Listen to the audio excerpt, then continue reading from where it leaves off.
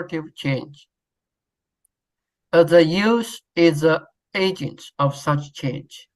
I would like to welcome our youth participants from the RK, Pakistan, and Bangladesh to share their views on restoration. FAO and partners are working towards advancing restoration globally and regionally, and we will hear from FAO colleagues on this. We need to connect the dots to have a more coordinated, programmatic approach in restoration. Today, we will hear from the FAO Regional Office for Asia and the Pacific about its work on shaping RESULT Asia, the Regional Programmatic Framework, to help countries restore at least 100 million hectares by 2030, and launch a FAO publication on fostering linkages of sustainable wood supply and restoration in Asia and the Pacific. I hope this information brief will help advance our collective efforts for integrating sustainable wood supply and forest and landscape restoration in Asia-Pacific region.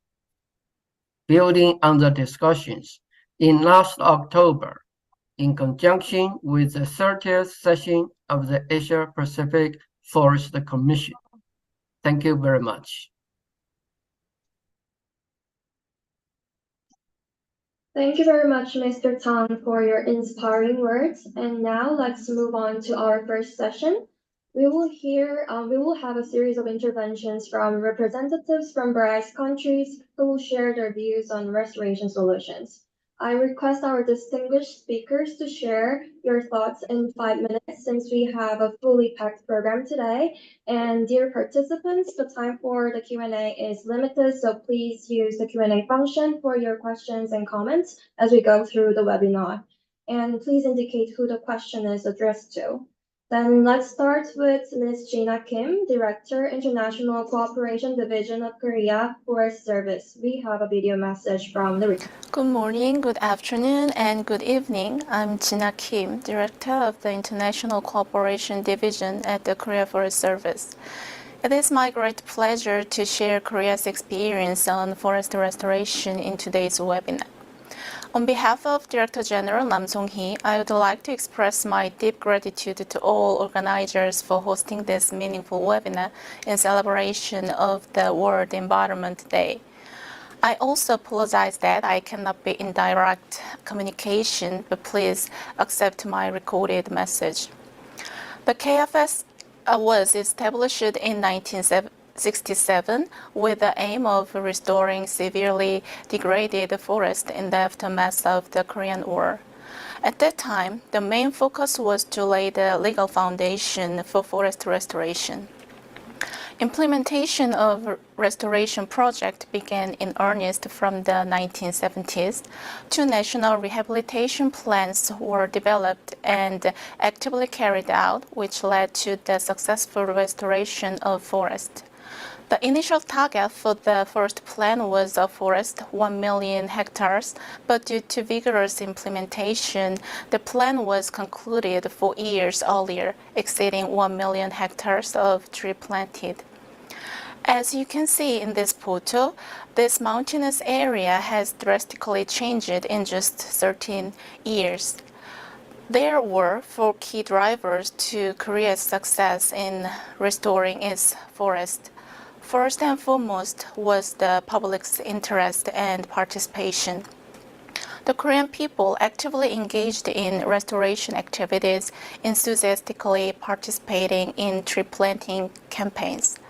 Second was forest restoration designated as a national agenda as the Korean government. So, restoration projects were carried out under robust administrative capabilities. Third was systematic and well-organized restoration procedures based on national policies, laws, and plans. Last but not least, the fourth key driver was economic growth achieved through collaboration with other sectors, such as agriculture, rural development, and energy. Starting from the late 1990s, Korea pivoted to manage its forest in a circular and healthy way, taking the sustainable management approach based on past successful reforestation experiences. Since the last 2000s, the Korean government has been implementing policies that enables its people to enjoy forest with enhanced forest welfare services and boost the local economy by promoting jobs and income generation in the forestry sector. Now, I would like to share lessons learned from Korea's forest restoration experience. Many believe that restoring nature is not compatible with economic growth. However, Korea has restored its degraded forest in a short period of time, simultaneously achieving tremendous economic growth. Korea's gross national income was mere 67 US dollars in the 1950s, but that greatly increased 473-fold in the 2020s. Furthermore, growing stock per hectare has gone up from 6 cubic meters to 165 cubic meters. We believe our success story can be a good model and provide inspiration for developing countries seeking to restore their forest. This is one of the reasons why Korea engages in a lot of collaborative projects that support forest restoration and capacity building in developing countries. This was a delightful opportunity for me to speak to all of you, and I express my gratitude to all the organizers for hosting this meaningful webinar. Thank you all for your attention, and I hope you have fruitful discussions today. Thank you very much, Gina, for sharing the inspiring restoration experiences of Korea. And our next speaker is Mr. Kieran Andrusko, Director, International Forest Policy from Department of Agriculture, Fisheries and Forestry of Australia. Kieran, the floor is yours. Thank you, and thank you to the organisers and all involved for the opportunity to participate today. My name is Kieran Andrusko, Director of International Forest Policy within the Australian Government. So firstly, to start off, the approach to forest and other types of land restoration in Australia is largely what we call bottom-up management, meaning both the direction and momentum often stems from those involved at the activity level. So within Australia, we have a strong community-driven land care network that supports sustainable land management practices. This is mostly an informal network that involves landholders, environmental groups, and regional support services working together to promote and implement sustainable practices. And these are supported by national and state level governments through funding and further initiatives. So I'll start by broadly describing what is, by the numbers, one of the most successful trends in forest restoration in Australia in recent years. So Australia is quite different to many parts of the world in that much of our livestock production for cattle and sheep takes place within what is still semi-natural vegetation rather than on converted pasture land. And this is where we've seen the large-scale examples of restoring natural forest in recent years. So we have large expanses of semi-arid land with relatively sparse vegetation in Australia. If you picture open grasslands with kangaroos hopping along patches of eucalypt trees, you've got somewhat of an idea. And these are what we term mosaic landscapes, which are not dissimilar to those found in Southern Africa or in the Americas. And their biodiversity partly stems from having vegetation in different states from recently disturbed to mature. And fire, drought, differing soils and climate have all shaped these mosaic landscapes over thousands of years. So over the last decade or so, the emergence of carbon and biodiversity payments for landholders restoring, conserving natural forest on grazing land has seen large areas of forest restored, including in areas that have been lost since European settlement over the last 250 years. So it has allowed for farmers to diversify their income sources and manage some land for biodiversity and carbon outcomes while still continuing to farm on other areas and support their livelihoods. And this trend has contributed to Australia recording the second largest increase in forest area of any nation last decade. Essentially since 2008, we've seen sustained year-on-year increase to our forest area, and this has largely been in semi-arid regions. So last year, the Australian government passed legislation that will further support this trend through establishing a world-first national nature repair market, where landholders can generate further income from selling biodiversity credits to businesses investing in nature-related projects like restoration. Australia's National Strategy for Nature 2030 is also being updated to guide our commitment to restoration under Target 2 of the Global Biodiversity Framework. It currently has a focus on restoration for improving connectivity of ecological corridors and biodiversity. There are several examples of forest restoration connectivity projects within Australia that have been led by the Landcare networks that I mentioned earlier, bringing together a range of actors, including environmental NGOs and government agencies.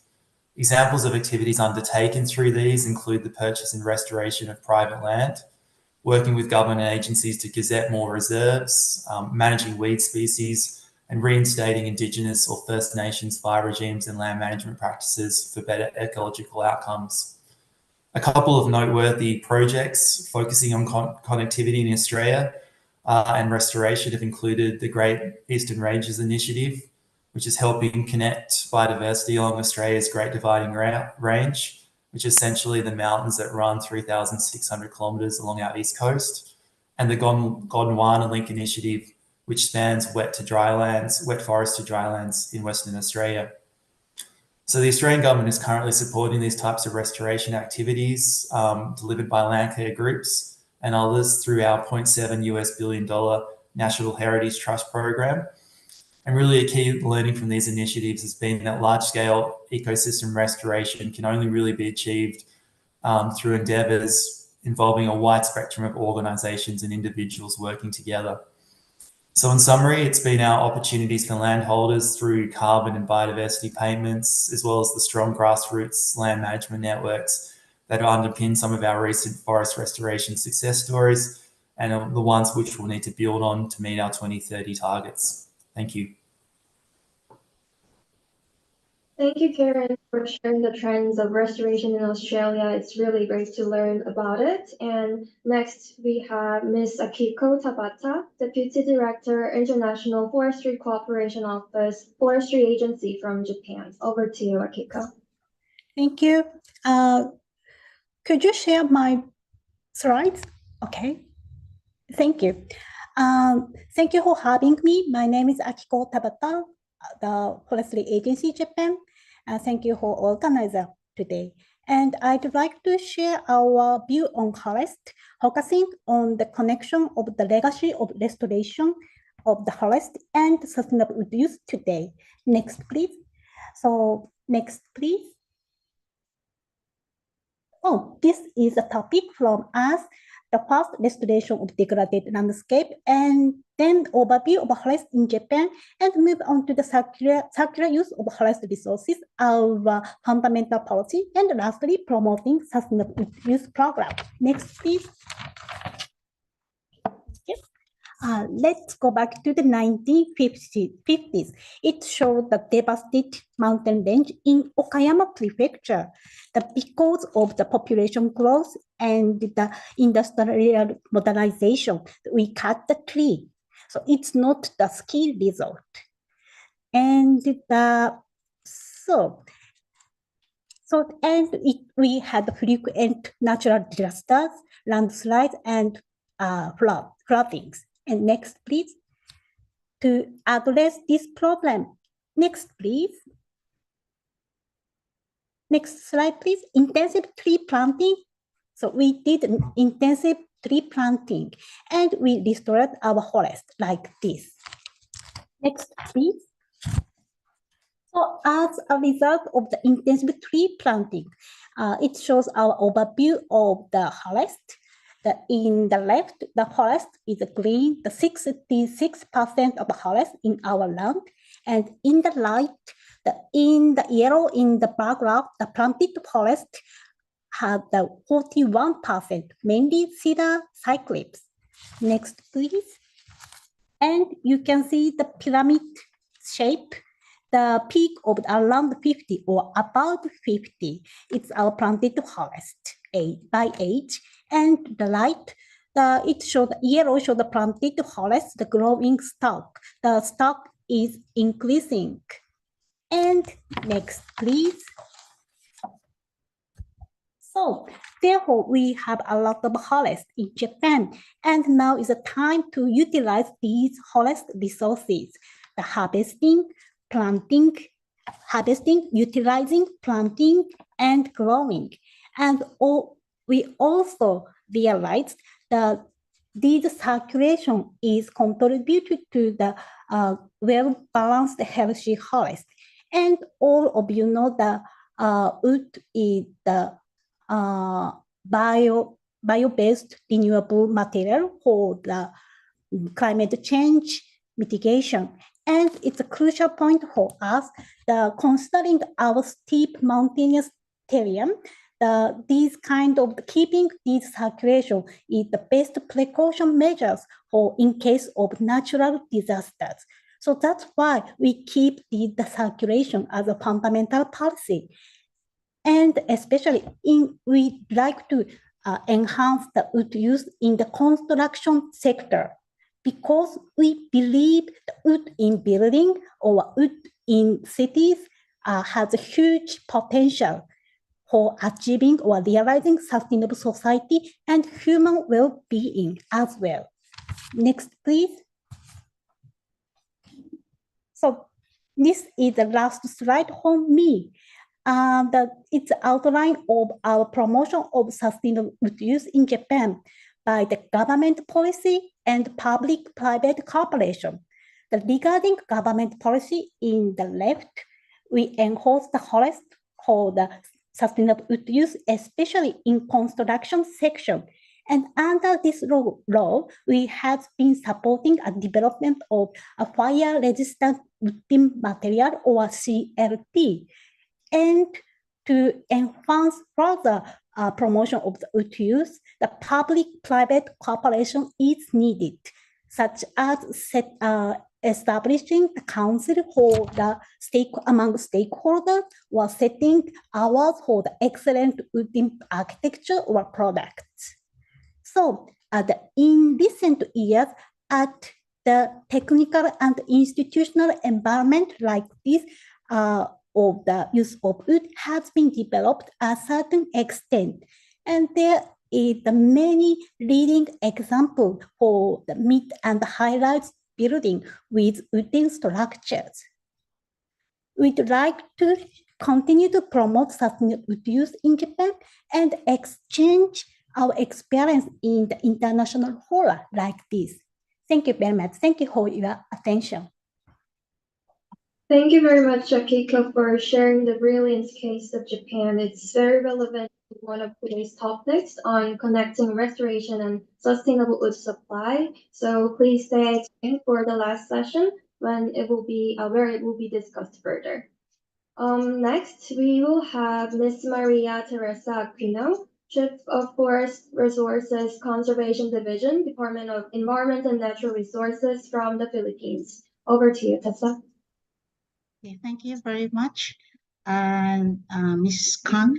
I have a presentation. Can you share it?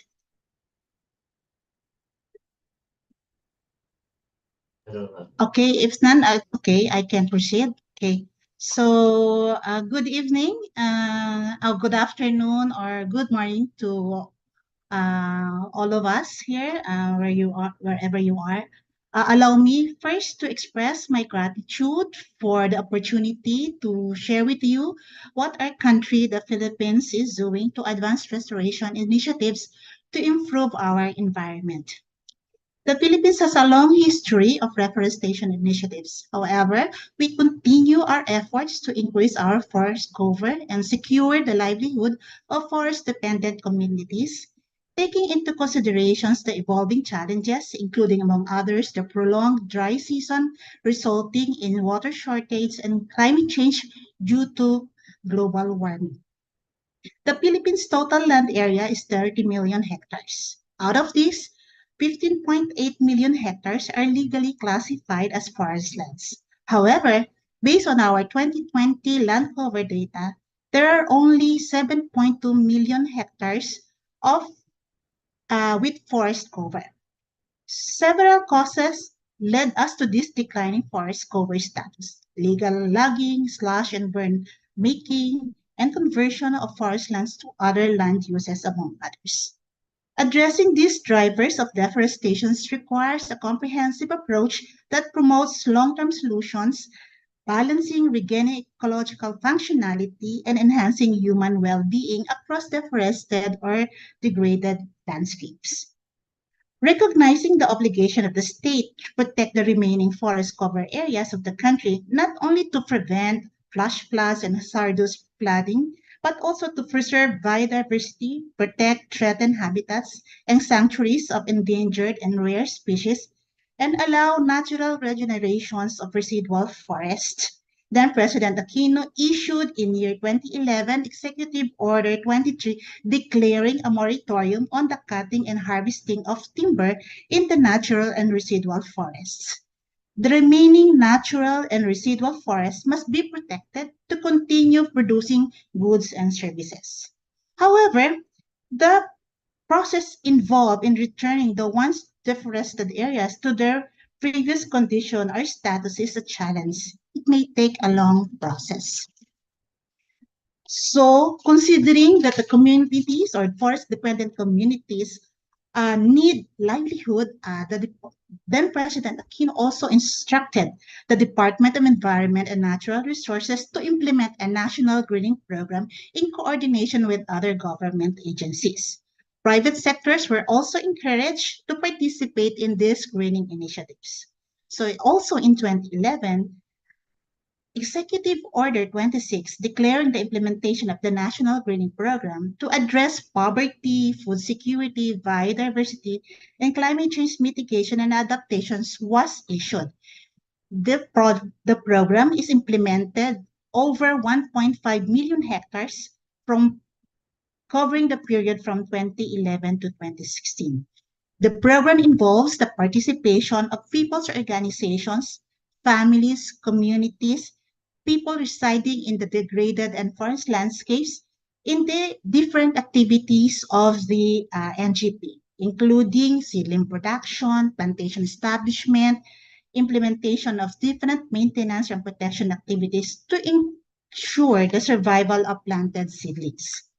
Considering the significant accomplishment of the National Greening Program, and to sustain its gains, then President Aquino issued again another special executive order expanding the implementation of the National Greening Program to cover remaining degraded and deforested areas from 2016 to up to 2028.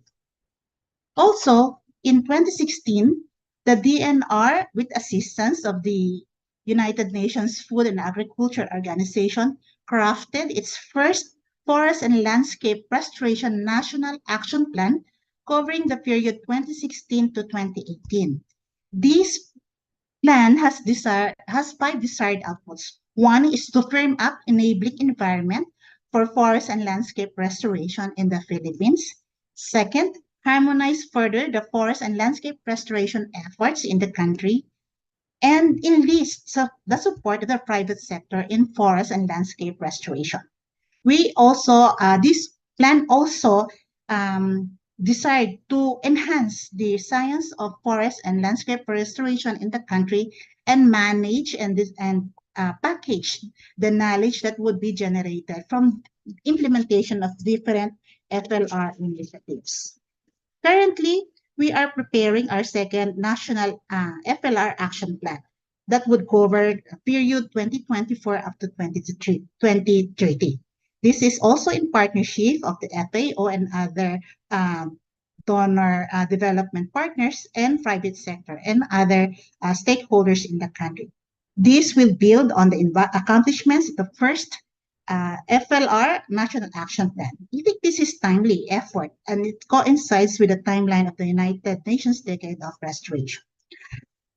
And just recently, this January, the Philippines officially started the implementation of another FLR project titled Enhancing Biodiversity, Maintaining Ecosystem Laws, Enhancing Carbon Stocks Through Sustainable Management of Forest Resources and Restoration of Degraded Forest Lands. This project This restoration project is a partnership between the government of the Philippines and FAO and funded through a grant from GEF, with FMB, or the Forest Management Bureau, as the lead executing agency. So based from the lessons from the past reforestation initiatives, we would like to build on them and generate information that can be used and guide our principals or decision makers in advancing forest landscape initiatives in the country. With that, we hope that the output of this project will be very helpful to our country. Thank you very much. Thank you so much, Tessa, for sharing the Philippines case and also your insights as well. Next, we'll hear from Mr. Syed Ghulam Kadusha, Inspector General of Forests, Ministry of Climate Change and Environmental Coordination from Pakistan. Ghulam, the floor is yours. Hello and good morning, everyone. This is Afra Siab. I'm actually Assistant Inspector General Forest. For some reasons, Inspector General Forest, he is not available, but I'm here to say a few words, if you allow.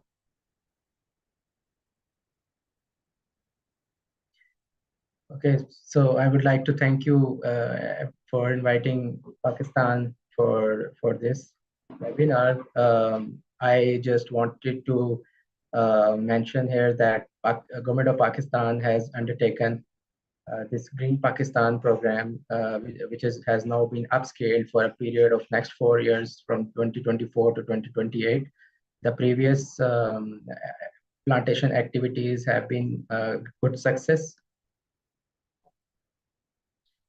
Okay, so it was a great success. A third-party monitoring actually indicated a 75% to 95% of the existing plantation activities of Pakistan, in which 2.1 billion plants have been already planted through sowing, regrowing, and redistribution.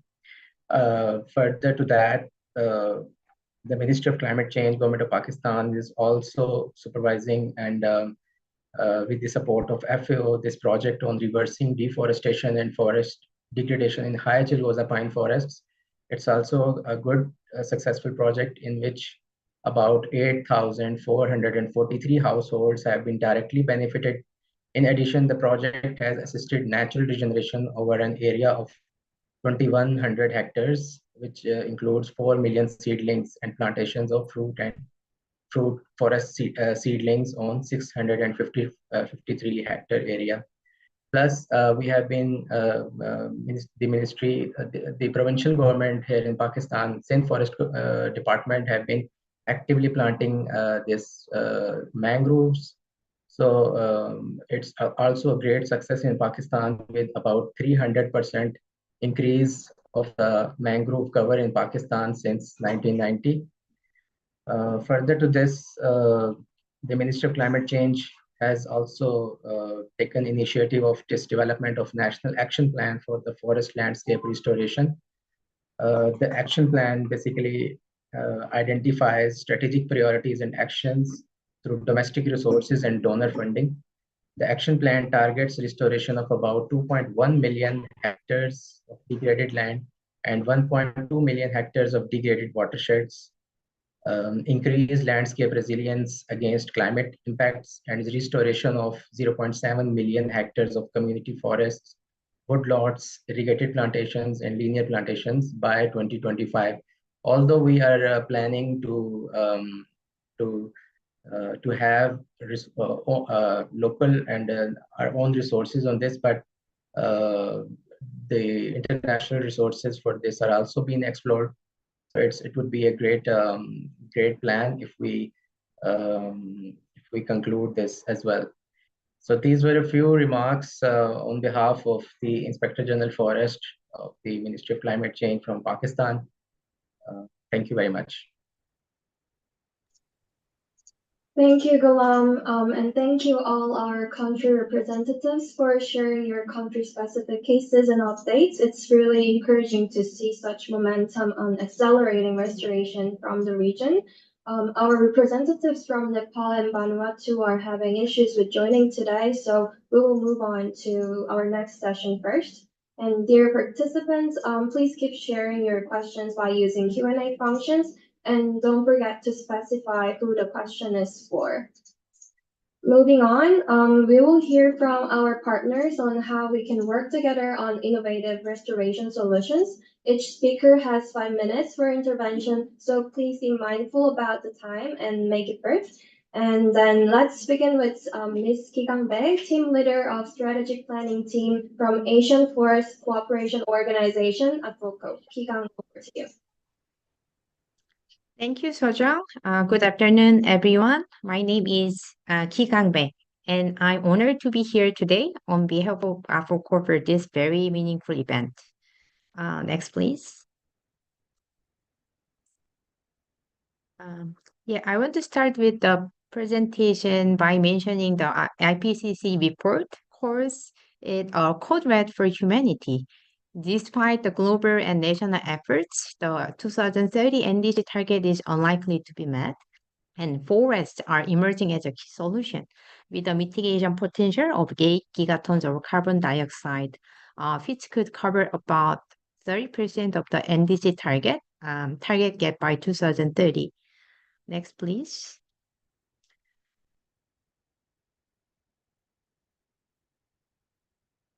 AFOCO is a treaty-based intergovernmental organization that is committed to strengthening forest cooperation and addressing the impacts of the climate change. And proposed by Korean government in 2009, AFOCO was officially established in 2018. And so far, we have 16 member countries and 43 projects on the ground. Next, please.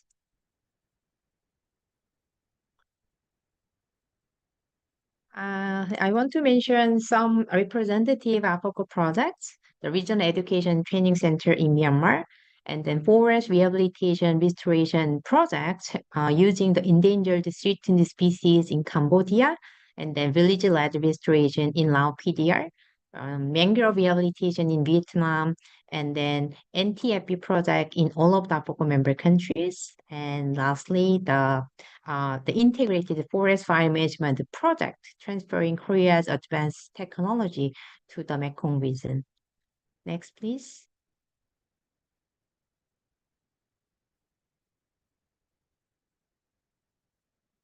I want to introduce this very important initiative, AFOCO, alongside with the founding members, CIPO-ICRAP, and the Global Evergreen Alliance.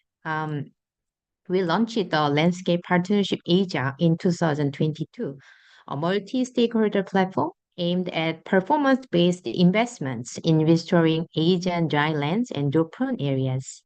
Last year, IUCN joined LPA, and recently, the LPA Secretariat has been engaging with the World Bank and UN Forum on Forests as a potential management team member.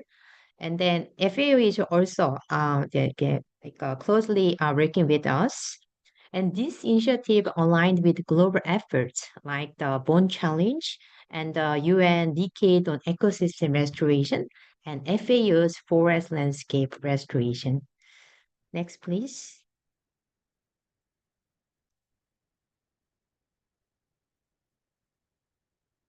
Next, please. Okay, great. And we have set a very ambitious target of restoring 10 million hectares. And this target is significant as it was consulted with and agreed upon all the member countries, confirming its achievability through this LPA. And we believe that the LPA will significantly contribute to the Resort Asia initiative. Next, please.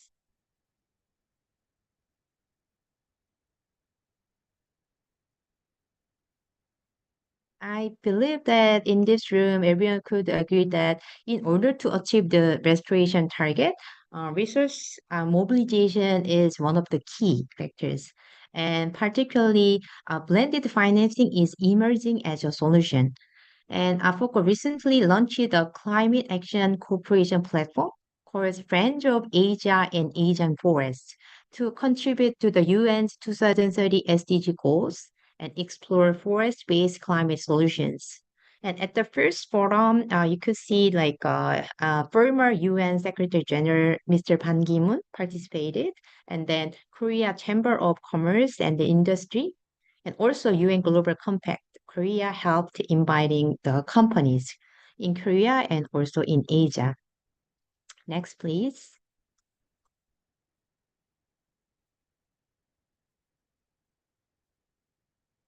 Yeah, this is maybe some of you can recognize it. It's a EBS penguin mascot, Pengsu. And then during Korea's Arbor Day last year, and we planted trees and we also planted this penguin on the ground. And I'd like to conclude my presentation by saying that the action is the key to all success. And I really hope to see many more trees planted on the ground for a better environment. Thank you. Thank you very much, Kigang, for sharing your focus and major work in the region and also your insights. Next, let me introduce Mr. Alexis Corblin, Senior Technical Advisor from UNEP to you. Please, Alexis, go ahead. Yeah, thank you very much. Well, first of all, happy World Environment Day, everyone. I have a few slides, if you can show that. So I have 5 minutes to introduce an initiative led by UNEP that we kicked off last year on forest landscape restoration, and we call it the SAFE Initiative.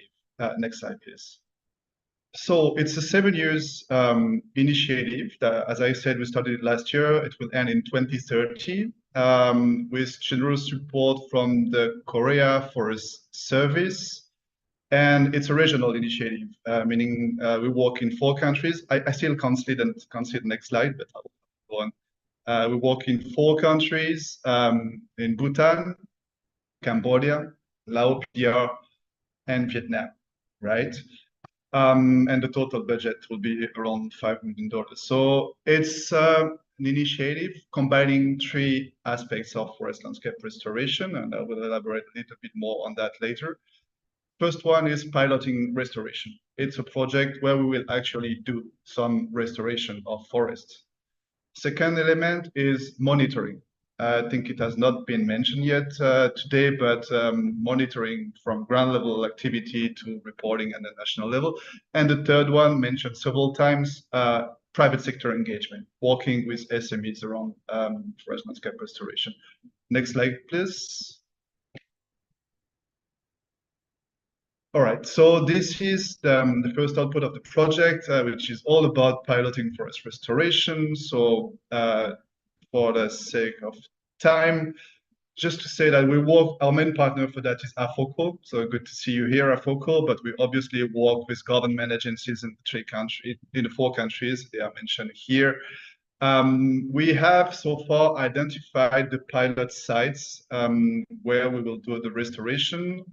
We are also identifying the tree species that we'll use. The focus on these restoration activities is biodiversity, right? This is very important to mention here because some other restoration project can have a different objective, different focus. Here we look at biodiversity. So for the restoration activities, we will look at native tree species, IUCN listed tree species listed on different national priority lists. And there will be different model of restoration depending on the sites we selected. You see here the different type of forest area, from community forest in Cambodia to conservation area in Laopedia. So very different governance system and different landscapes. Next slide, please. So next slide is the next output is all about monitoring. So here the idea is to, of course, build on what's existing in terms of forest landscape restoration monitoring and try to improve that, enhance that. So working in the 4 countries first, what we'd like to do is to upgrade field level restoration monitoring frameworks, build capacities, and very importantly, link that to national reporting needs. This work is just starting. And our main partner for that will be, or is actually UNEP World Conservation Monitoring Center. Next, please. And next one is support to SMEs. So we have initiated that already. So maybe some of you have heard about the Restoration Factory incubation program. It's an incubation program led by UNEP. We've already implemented it in a few countries in the region. So the objective every year will be to incubate 100 SMEs working in the forestry sector on forest restoration, but can be on NGFP value chains, can be on ecotourism, I mean, different economic businesses around the forestry sector to build a strong business case and be able to attract finance. Towards the later stage of the project, the objective is also to support those SMEs to get investments into and scale up their business. And the last slide is, it's a slide trying to show how this project could be relevant to the Result Asia framework. Obviously, all these pilot restoration activities provide opportunities to collect lessons for scale up. This project is in no way a large-scale restoration project. So what we would like to do is to really show that this could work and can be replicated, scaled up. Second point would be to, of course, we work only in 4 countries. So when it comes to our monitoring frameworks, how can this be useful or replicated to other countries, member of the Result Asia framework? When it comes to private sector, I think one of our objectives will be to share those innovation solutions led by the private sector to protect forests or contribute to forest restoration. Another idea could be to replicate what we do under the Restoration Factory to other countries. Today we work in 4 countries, but we are in discussion with other countries in Asia Pacific to replicate this incubation program. And yes, and finally, the last point is, I mean, one of the key challenges for these SMEs is always access to investments, right? So too early now to draw lessons for the project, but when we have lessons from successful financial transactions, this could also be something useful for the framework. Thank you very much. Thank you, Alexis, for sharing SAFE initiative with us and how it is linked to Result Asia, of which we will give you more details about at the last session. And Karen, there is one question for you in the Q&A, so it would be great if you can directly answer there. Next, we have Ms. Saruka Disanaid, Regional Technical Advisor from UNDP. Saruka, the floor is yours. Thank you, Kang. And happy World Environment Day, everyone. It's great to be here and see, the interest and the opportunity to interact with such a wide array of people committed to restoration. Next slide, please. Yes, so in UNDP's Asia Pacific portfolio, we have a number of projects, many projects that are funded by the vertical funds, mainly the Global Environment Facility, the Green Climate Fund, the Adaptation Fund, and now the new funds that are being set up to finance the Kunming-Montreal Biodiversity Framework. So what I want to highlight here is that we do restoration, but we may not exactly call it that or monitor and measure it as such. And as such, I want to sort of highlight 3 examples from our portfolio to show how interventions of different programmatic areas, such as sustainable food systems, land degradation, and climate change mitigation actually contribute to what we are trying to achieve globally and regionally here as part of the forest land restoration program in the region. So we'll stay with this slide. But my examples are drawn from the portfolio, where we have initially the food systems projects that I want to describe are from Indonesia, from Papua New Guinea, and Malaysia. So in these projects, we are basically addressing forest degradation, increased demand on land for plantation expansion, the loss of livelihoods for indigenous communities, the degradation of these lands over time as plantations are abandoned with lack of maintenance maybe. So the project really focuses on improving plantation productivity, and we work with FAO closely on this, reducing the demand for new land, opening up new forest areas, and also restoring some of the abandoned and degraded plantation lands. We work with private sector closely to actually improve the sustainability of the plantation value chains, the commodity value chains for palm oil, coffee, rice, cocoa, and there's one more. Yeah, basically these key crops that are coming out of these countries.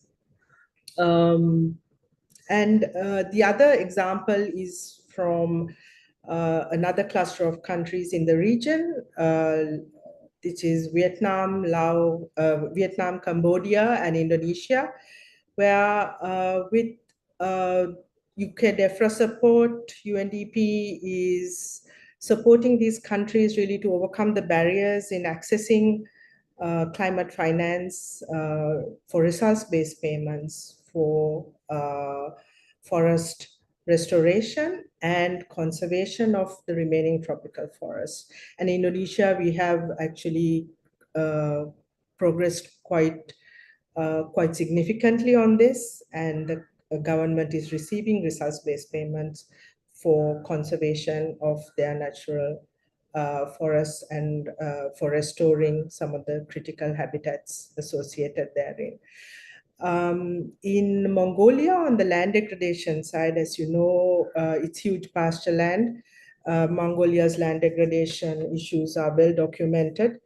And here we have a cluster of projects funded by different donors, both vertical funded, non-vertical funded, UN agency collaborations that work together to address both policy issues, financing issues, coordination, support to the country to address land degradation and restoration of pasture land in Mongolia. So here we have a group of projects that have come at different time scales, at different timelines, but they work together to a common objective of pasture land conservation. And we support the UNDP country office and the government of Mongolia to look at these as a single kind of a portfolio of projects as a programmatic approach to land degradation and land restoration. So next slide, please. Thank you. So in terms of leveraging partnerships for forest and land restoration, we do have a UNDP Food and Agricultural Commodity Systems Program. It's a global program. We, in almost every country in the region, up to this cycle of the Global Environment Facilities funding, we supported the Small Grants Program. And this program also supports a number of community-based initiatives for land restoration, reforestation, and community-centric conservation efforts of forest watersheds. We do have a signature program called Biodiversity Finance Project, which is funded bilaterally all this time, and in the GEF 8, it is funded by the GEF to kind of scale up this program to countries that have not benefited in the previous rounds of finance. This is basically looking at the financing gap of the national biodiversity strategies and action plans in each country, looking at innovative solutions on how to overcome this financing gap. So I won't go through all of these. These are a few of the signature solutions for financing. Last slide. In terms of how UNDP contributes to the regional program, I would like to say our contribution is very much anchored in the components 1, which is on supporting the national plans and targets, components 4 and 5 on resource mobilization, and component 6 really on the implementation, smallholder and community action. And these numbers we drew from our own project portfolio in the Asia Pacific. So with currently funded pipeline plus projects under implementation, we have a target of 1.5 million hectares of land under restoration, forest area under restoration that we have already in the portfolio of projects, but I understand that is, quite far from the target we have to reach, and I'll be happy to discuss further with the members on how we, work together towards reaching our 100 million hectare target. Thank you very much for this opportunity. Over to you, Ken. Thanks a lot, Taruka, for sharing the innovative initiatives from UNDP and also its linkage to the Regional Programmatic Framework. Our next speaker is Mr. Tetra Yanuaryadi, Project Manager from International Tropical Timber Organization, ITTO. Over to you, Tetra. Yeah, thank you. Thank you, Sojung. Very good afternoon, everyone. I wish to share ITTO initiative on advancing forest landscape restoration in the tropics. Next, please. In 2020, ITTO published its policy work on guidelines for forest landscape restoration in the tropics. And the release of this guideline marking an important milestone of ITTO work to help member countries addressing the challenge of financing forest landscape restoration. And the guidelines were developed by ITTO in collaboration with many partners, including AFOCO, C4, FAO, IUCN, and IUFRO under a joint initiative of the Collaborative Partnership on FLR. Next, please. In the guideline, FLR is defined as an ongoing process of regaining ecological functionality and enhancing human well-being across degraded and deforested forest landscape, where there are 3 key elements. Number 1 is participation, number 2, adaptive management, and number 3 is consistent monitoring and learning framework. Next, please. Next, please. Next, please. Yeah, the guideline. Next, please. The guidelines support FLR interpret. Please, next slide. Yeah, the guidelines support FLR initiative at the policy, planning, and operational level. Contain 6 principles and 32 guiding elements. The 6 principles include focus on landscape, engage stakeholder and support participatory governance, restore multiple function for multiple benefits, maintain and enhance natural forest ecosystem within landscapes, tailor to the local context using a variety of approaches, and principle number 6 is manage adaptively for long-term resilience. Next, please. Next, please. Yeah, next slide, please. Last year, 2023, in collaboration with the United Nations University, UNU, ITTO released an analytical report evaluating impacts of ITTO projects on forest landscape restoration. And this report analyzed project completions of 14 ITTO-funded projects across the tropics in Asia Pacific, Africa, and South America to draw lesson on the effectiveness of FLR toward achieving social ecological resilience and the challenges encountered in its design and implementation. This report also examines how well gender considerations are included in project activities. Next, please. The next two slides is just a list of projects, 14 projects that we are implementing across the different regions. Next, please. Next, please. Next, please. Yeah, and the lesson drawn from ITTO project on designing forest landscape restoration are concerned with the following crucial elements: education and awareness raising of FLR-related practice. This suggests the need to develop a variety of tools to help different types of stakeholders involved in FLR. Community level consultation, the success of implementing the sustainability aligned activities across the forest landscapes depend on the buy-in of local communities who are engaged in a diverse set of activities, both within and outside the forest landscape. And then consensus building across stakeholders, and then identifying social, ecological resilience and well-being issues. This covers integration of different knowledge system, expertise, and knowledge of characteristics of land, species, etc. And then support of alternative of value addition economic activities. This will complement effort to reduce degradation and over exploitation pressure on the forest landscape and providing better income stream to communities.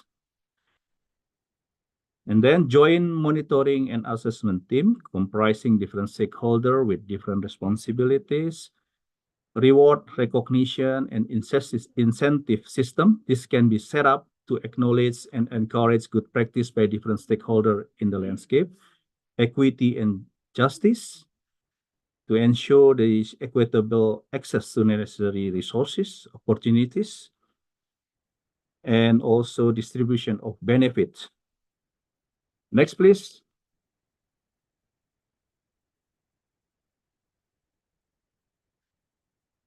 Yeah, ITTO currently piloting program lines. Two program lines, which is important for the development of FLR, is legal and sustainable supply chains, and also program line on forest landscape restoration and resilient livelihoods. Under the legal and sustainable supply chain, we got support from the government of Japan, as we heard from Akiko-san in her presentation, that Japan is promoting sustainable wood use.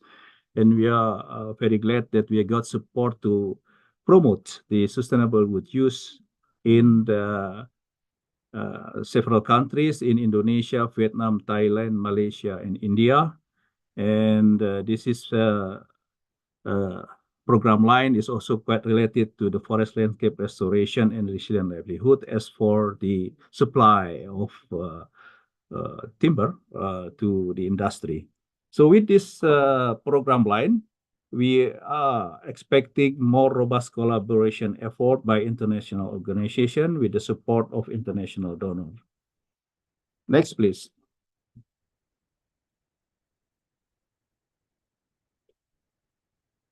Next, please, as the conclusion.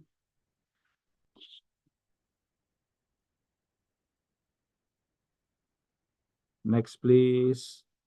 As the conclusion, the concept of LRR embrace the complexity involved in the governing and managing land use priorities within land use. Activities outside forestry significantly influence the quality and integrity of forest ecosystem. To bring them in, it requires integrated approaches to coordinate and to collaborate with wider stakeholders. ITTO also advocating gender equality, and this will become mainstream of our work. It would require greater and continued investment in awareness raising and obligatory reporting on progress on a specific indicator on gender inclusiveness, and equality to ensure that this goes beyond business as usual and is fully integrated in practice. So I thank you very much.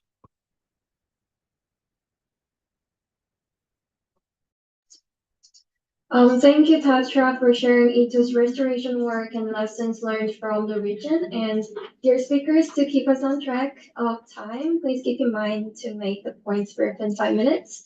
Next, we will hear from Mr. Satrio Wadi Wicaksono, Program Officer from IUCN Asia Regional Office. Over to you, Satrio. Yes, thank you very much. Good afternoon. Esteemed colleagues, let me start by echoing what other speakers have said.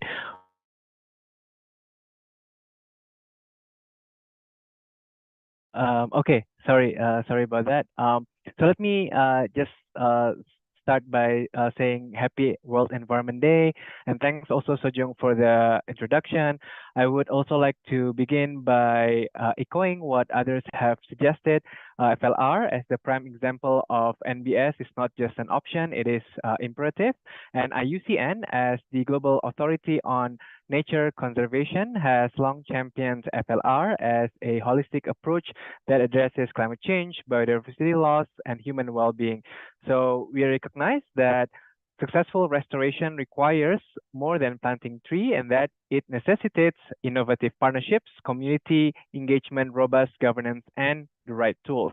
So IUCN is committed to providing these tools. Our Rome Restoration Opportunities Assessment methodology helps identify and prioritize areas for restoration, while the Restoration Barometer tracks progress and identifies challenges. The participatory rangeland management approach, or PRAGA, which IUCN developed together with FAO, empowers communities to restore and manage their dryland sustainably. So IUCN has promoted these tools in various projects we have conducted at across different scales, and many of our partners have also utilized these tools. We also play a key role in advancing FLR on the global stage. So as the Secretariat of the Bonn Challenge, we support countries in achieving their ambitious restoration targets through the GPFLR, or the Global Partnerships on Forest and Landscape Restoration. We foster collaboration and knowledge exchange among diverse stakeholders, and we have had the opportunity to fully support the UN Decade on Ecosystem Restoration because IUCN is designated as the lead of the Science Task Force of the Decade. At the regional level, partnerships we are involved in, like Result Asia and Landscape Partnership Asia, which have been mentioned and explained by several speakers, exemplify the collaborative spirit needed to achieve ambitious restoration goals. So by fostering knowledge exchange, technical support, and investment, we can scale up restoration efforts across the Asia-Pacific region, utilizing the tools like Rome and the Restoration Barometer and other tools developed by other partners to guide our actions. So I'm here also to say that please be assured that IUCN's network of staff, experts, and members stands ready to contribute to offer scientific guidance, best practices, and policy support to ensure that restoration projects deliver lasting benefits for people and nature. So we are now halfway into the UN Decade, and it's clear that we must work harder and go further to accelerate FLR. We must integrate restoration into broader development agendas, from climate action to food security, from One Health to resilient cities, and we must empower local communities as stewards of their landscapes. So we will need to build all these multi-sector alliances while also rethinking and shifting economic and political institutions to recognize the long-term value and healthy ecosystem and to incentivize FLR. So yeah, let's work together to restore our land, utilize all the tools, partnerships, and knowledge at our disposal.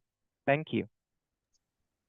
Thank you so much, Satrio, for your inspiring words and also introducing IUCN's restoration-related expertise. Finally, let me invite Mr. Himlal Baral, Senior Scientist from C4ICRAF. Over to you, Himlal. Thank you. Good morning and good afternoon. C4ICRAF is working on multiple innovative solutions, innovative restoration solutions in the region. But this afternoon, I am just explaining one of our solution, what we call restoring land and growing energy in Indonesia, for very short, because of the short time. Next, please. So we have been looking opportunities to restore the land using biofuel-friendly tree species in Indonesia. So this is summarized in this recent book and the policy brief. Next, please. Indonesian government has a target to restore 14 million hectare, including 2 million hectare of peatland by 2030. So it's a very ambitious target. And as we all know that restoration is not cheap, it's very expensive, depending on type of degradation level. So it can be few $100 to several $1,000s. So if we want to restore this 14 million hectare by 2030, it's a huge cost. Next, please. To overcome this restoration cost, cost required for restoration, in the same time, there is a ever increasing demand for energy, sustainable energy, and renewable energy as well as sustainable. So bioenergy is identified as one of the potential opportunity to restore the land and produce the energy. So basically, the energy is financing to restore, and restoration, the product and services coming from restoration, the product can be used for energy generation. So biofuel plantation could be the central to meeting restoration target in Indonesia, and this lesson can be applied to the region. Next, please. So we have been demonstrating this type of solution in many type of landscapes. For example, restoration not only for energy, but also food and energy can be integrated together. As you can see here, one of the very popular biofuel-friendly tree species called calophyllum can be grown on with paddy or many other agricultural system. Next, please. And it also supports the biological diversity. So this is just a 3 years old Nyamplung plantation, one of the very popular biofuel species in Indonesia, supporting native biodiversity. Next, please.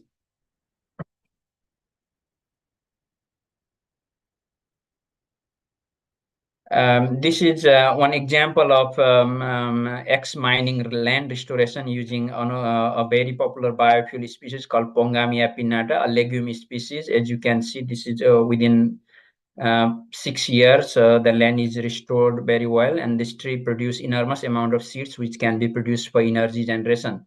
And it's a legume, so it also improves the soil health. Next, please.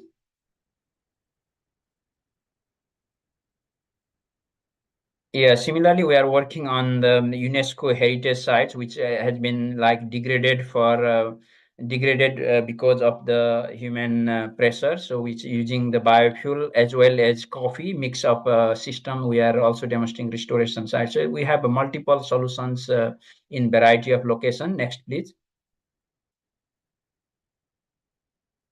And this is another interesting example of degraded peatlands, which usually the farmers burn during the dry season and produce paddy, so which has been restored using climate smart agro-silvophishery approach, where biofuel and food and fish can be grown in the same landscapes. Next, please. So this is another example of integrated biomass management solution. So where the land can be restored using biofuel-friendly species, then multiple products from fuel, fertilizer, livestock support, and food production can be generated in the same landscapes. Next, please. To conclude this, if done appropriately, usually we heard that biofuel is compete for food production, also destroy native biodiversity, which is not true. Like if we do appropriately, it will actually boost the landscape restoration efforts while producing multiple environmental and economic benefits.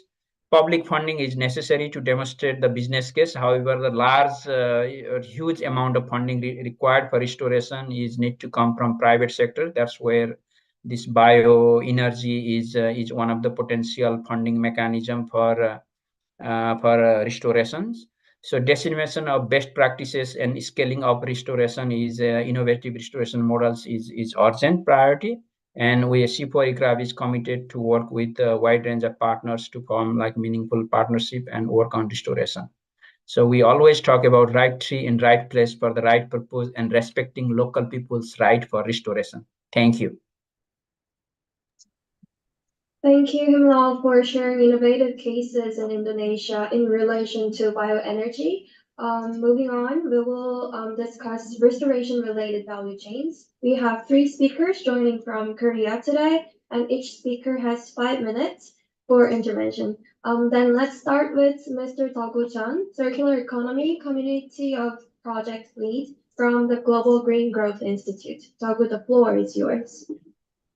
Okay.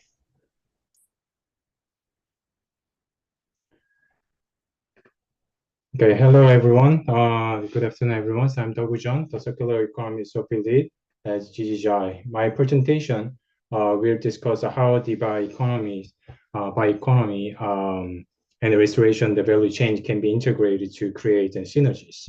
As you are all aware, the bioeconomy and restoration, the value chain are indeed interactive. Enhance the sustainability in the bioeconomy can promote restoration efforts and strengthen their value chains. Conversely, the strength in the restoration value chain can ensure the green efficiency of our economy. So among the many areas for this positive interaction, I will discuss the 3 key areas today. Next, please. The first area is on sustainable management of the timber and the non-timber forest products. As the bottle already mentioned, sustainable timber production is crucial for bioeconomy. So responsible forest management ensures a continuous supply of bio-based products and the food resources while maintaining ecosystem services such as the water regulation and the biodiversity.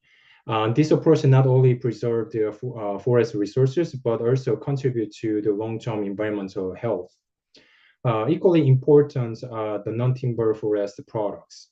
This includes the fruits, nuts, medicines, and resins, which provide additional income streams for local communities and promote conservation efforts. By applying sustainable practices for both the timber and non-timber products, we can create a diverse economy, bioeconomy that benefit both the people and the environment. Next, please. Agricultural forest is another good model that offers a significant advantage in the bioeconomy and restoration initiatives. By combining agriculture and the forest, we can enhance soil health and fertility through organic matter input from tree roots and the leaf litter. And this not only improves soil structure, but also increases nutrient content. Moreover, agroforest enhances water management. Trees improves water infiltration and retention, reducing the soil erosion and supporting sustainable water use. This system also increases climate resilience as the diversity of the plants help buffer against extreme weather and the past the outbreaks. Next, please. We can find another model in our approach in the managing marine resources. Coastal ecosystem restoration is vital on it. So restoring mangroves, seagrass beds, and coral reefs enhance marine diversity and provides natural protection against coastal erosion. Sustainable aquacultural practices play a key role here. They conserve our coastal and aquatic habitats, which in turn offer better ecosystem services like water filtration and carbon sequestration. By integrating marine resources management with restoration efforts, we can enhance the stability of the blue economy, ensuring long-term the ocean health and wealth. Next, please. Despite these opportunities, several challenges must be addressed. So first is high cost and the lack of the incentives. So the initial cost of the restoration projects can be very high, and the securing funding is crucial. So it is essential to increase the funding resources and the financial incentives. And also the clear, the robust policies and the effective enforcement are necessary for sustainable bioeconomy initiatives. And addressing land tenure issues and actively engaging the local communities are essential for the long-term success as well. And so in conclusions, as I have briefly outlined, integrating bioeconomy principles with the restoration efforts offers a pathway to sustainable and inclusive growth. By applying the sustainable forest management and the agroforest and the marine resource the management, we can enhance both the environmental health and economic opportunities for community and economies. Thank you for your attention. Thank you so much, Toko. It is really great to learn about how the synergy works between bioeconomy and restoration. Next, we have Mr. Jae-hong Jeon, Head of Global Forest Carbon Center of KOPI, Korea Forestry Promotion Institute, to share the case of promoting restoration value chains in Korea. Over to you, Jae-hong. Okay, good afternoon, all participants. My name is Jae-hong Jeon. I'm working at the Korea Forestry Promotion Institute as the head of the Global Forest Carbon Center. Next, please. Today, I will tell you about promoting restoration value chain in Korea. As you can see, Korea forests were overexploited due to the demand for building materials and the need for cooking and heating. Our forests were severely devastated during the Japanese occupation and the Korean War. This photo, the right photo, shows old-style Korean kitchen. You can see some fuel wood. Next, please.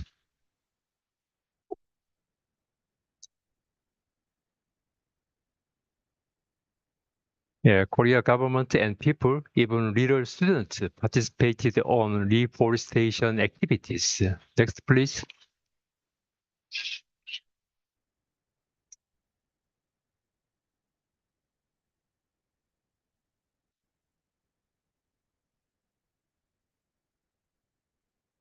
Yeah, now Korea has a beautiful landscape. 63% of our land territory into forests, not only in rural area, but also in urban area too. Next, please.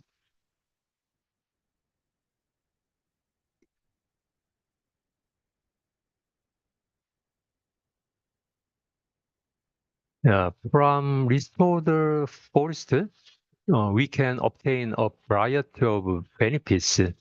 Especially non-timber forest products are widely cultivated in Korea.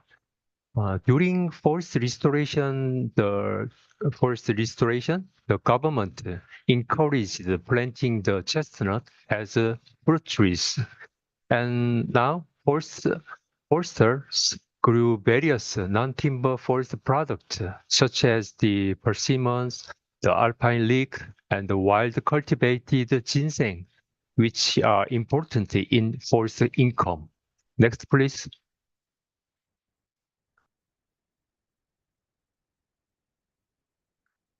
Now we go beyond the primary industry of selling forest products as raw materials.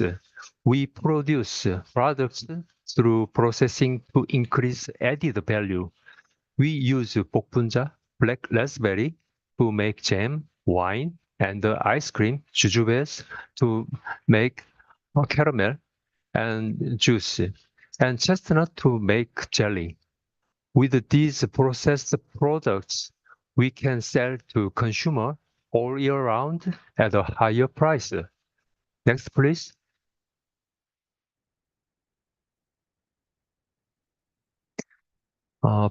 Producing, processing, and selling forest products from restored forest is an important economic activity, but also experiential activity, which are part of the tertiary industry, are now becoming important to in Korea. We are enjoying the benefits from forest restoration through a variety of additional activities, including camping, forest therapy, collecting herbs and making teas, and dog sledding, mushroom picking, and making omija, shisendra syrup. Next, please.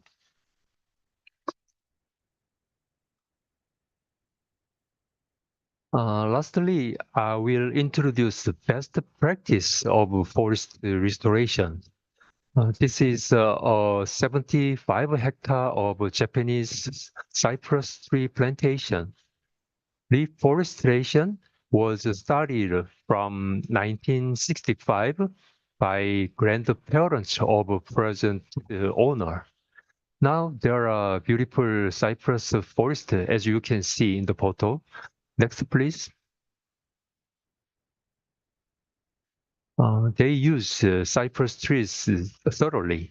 I mean, cypress trees with a DBH greater than 50 centimeter are cut down and processed. The leaves are used to make oil. The large timber are sold as furniture or building materials. The small timber are made into small cubes for pillow stuffing materials, and children's toy and wooden cutting board are made to increase its profits. The remaining wood after processing is sold as firewood or made into sawdust for the pig or cattle litter. Next, please. This is the last sheet.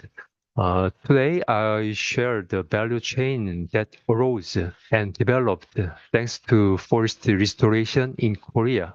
Thank you for your attention. Thank you. Thank you, Jae-hong. It's inspiring to see how the various value chains from restoration are promoted in Korea. And finally, we have a video from Ms. Ye-young Kim from Comprehensive Training Center for Forestry Workers about non-wood forest products value chain in Korea. Hello, my name is Ye-young Kim, and I'm working at the NFCF Training Center. First of all, thank you for inviting me here. I'm very pleased to present to you the role and work of the forestry cooperative in reforestation related to the value chain. Before getting into the main topic, I will give a brief explanation about NFCF. The NFCF, or 살림조합 as it is called in Korean, was established in 1962 in order to protect the rights and interests of forest owners and cooperative members. The NFCF is originally organization for 142 multifunctional cooperatives, which have a combined membership of 425,000 forest owners and foresters. Since its founding, NFCF has achieved the feat of reforesting the country's badly degraded mountains in the shortest time. And we also dealing with the national disaster such as forest fires and landslides. I'd like to product related value chain among 142 cooperatives. Pohang FC. Pohang is the largest city in North Gyeongsang Province. Is where the Yeongnyeul Forest Erosion Control Project was carried out. The Yeongnyeul Forest Erosion Control Project is the largest single area among erosion control project sites in Korea. Until the 1970s, this landscape was devastated and the Korean government had invested 3.8 billion won to control soil erosion of the area. And as a result, this massive bare deforested area became into briefly restored forest, as you can see picture on the right. This is Forest Village, is a view of Pohang FC. This diagram is the management goal of Pohang FC. The goal is to support education and forestry organization, thereby increasing the profits of a forester and securing a stable distribution network for foresters, and ultimately increasing the welfare of cooperative members. As you can see, They create many organizations for foresters, and they are also focused on educations. They contribute to increasing forestry income by designating a forest product income support village, like this. And Pohang FC operate a comprehensive distribution center. The first floor of the building operate a local food direct market, and the second floor operate a cafe and buffet restaurant. Local food means to fresh agriculture and forestry products produced within a 50-kilometer radius in the region. And it is directly transaction between producers and consumer without intermediary. The FC only manages the market, and the producer who wants to sell forest products will directly packaging and price and display them themselves. Producer can secure a reliable distribution network, and consumers can purchase fresh agriculture products at reasonable price, which is beneficial to everyone. And the products that have reached their expiration date at the supermarket on the first floor became ingredients for the buffet restaurant on the second floor. And the FC purchased a fresh product at a 20% discount price and provide eco-friendly local food to residents at a low price, thereby contributing to revitalizing the local economy. And the restaurant is visited by 300 people every day during the week and 600 people on weekends. Pohang FC contribute to generating income for local foresters by hosting various forest product festivals and events, and provide opportunity to promote the excellence of forest product to local residents. Finally, they are realization of forest welfare with establishment of local job system and in order to provide cultural benefits to members and local residents by accommodating for the forest welfare space. Outdoor facilities such as children's playground and forest culture plaza can be used and rent for free. And restaurant and cafe such as restaurant and buffet. And they even set up an abandoned animal center in a corner of the forest village for local citizens. As a result, it's greatly contributed to revitalizing the economy through diversified business operations, and the number of jobs through forestry increased 9 times in 2023 compared to 2017. And in addition, the Pohang FC contributing to increasing wage income and revitalizing the local economy through a system that jointly implement agriculture product and produced, processing, distribution, and consumption, such as local food direct stores and buffet restaurant. We hope that today's presentation will be a great opportunity to learn a lot about the role and work of forestry cooperative in reforestation related to the value chain. Thank you. Thank you, Yang, for sharing Pohang FC's example and their close work with the local community. Now let's hear from the youth. We have a video message from the International Forestry Students Association Korea, followed by reflections from Pakistan and Bangladesh.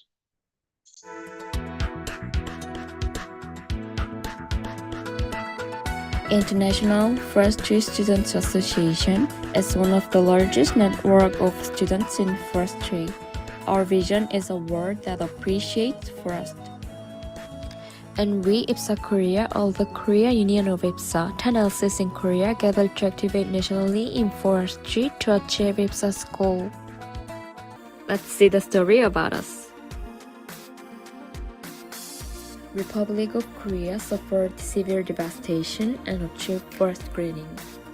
After the Japanese occupation and the Korean War, Republic of Korea's forest cover was reduced by less than half. However, Korea currently ranks 4th in the OECD in terms of forest cover and ranked 4th in the forest resource growth rate during 1990 to 2015. The extreme poverty after the war drove people to illegal logging, so the government developed the coal industry, which was the only alternative to timber. The Saemaul-undong was established to protect the forests around their own village, and everyone climbed up and down rapidly, planting trees. Based on this history, as a Korean forestry student, our mission is to enrich our members' education through international events, networking, and intercultural exchange. As IPSA students, our goal 1 is connection, to strengthen the IPSA community. Goal 2 is study, to take learning beyond the classroom. Goal 3 is cooperation, to encourage civic participation. So now we are communicating with abroad LCs, sharing each country's mountain policy, and reporting previous project results. Through the annual symposium, we take learning beyond the classroom and share our own research code through the poster session. We are sharing and discussing our project through General Assembly, and also every year we investigate global forest issues. In order to encourage civic science, nationwide tree monitoring is conducted with National Institute. Along with NGOs, citizens participate in local forests to solve social problems. We'll try every step of the way to be the next green leader. We are going to spread the green effect to create a world that appreciates forests. Stay tuned for next green pages. Thank you to IPSA Korea for sharing your perspectives. And now let's hear from Kit for FLR volunteers from Bangladesh and Pakistan on youth perspectives.